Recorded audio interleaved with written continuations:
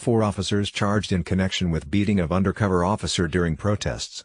4 St. Louis police officers were indicted Thursday in connection with the beating of an undercover officer during in the Missouri City last year after a white former officer was acquitted in the shooting death of a black man.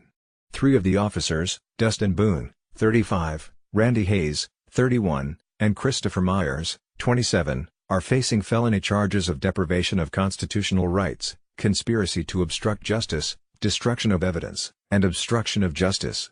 Bailey Coletta, 25, a fellow officer who was in a romantic relationship with Hayes, was charged with making misleading assertions and false statements to a grand jury in an attempt to obstruct justice. All 4 officers were suspended without pay, according to the Associated Press. The 4 were working on the department's civil disobedience team in September 2017 when demonstrators took to the streets after former officer Jason Stockley was found not guilty of first-degree murder and armed criminal action in the 2011 death of Anthony Lamar Smith. During the protest, Boone, Hayes and Myers allegedly kicked and used a riot baton on the undercover agent who they believed was a protester, according to a U.S. Department of Justice. The victim, identified only as LH, was a 22-year veteran of the department tasked with documenting any criminal activity during the protests and was not posing a physical threat to anyone, according to prosecutors.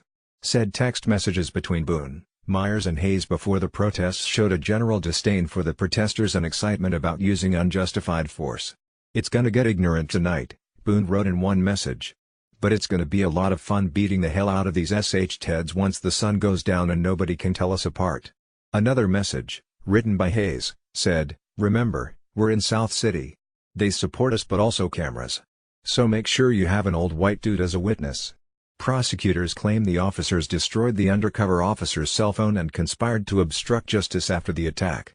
These are serious charges and the vigorous enforcement of civil rights is essential to maintaining public trust in law enforcement, U.S. Attorney Jeffrey Jensen of the Eastern District of Missouri said in a press release, adding that the St. Louis Police Department recognized the importance of this investigation and its leadership has cooperated at every turn.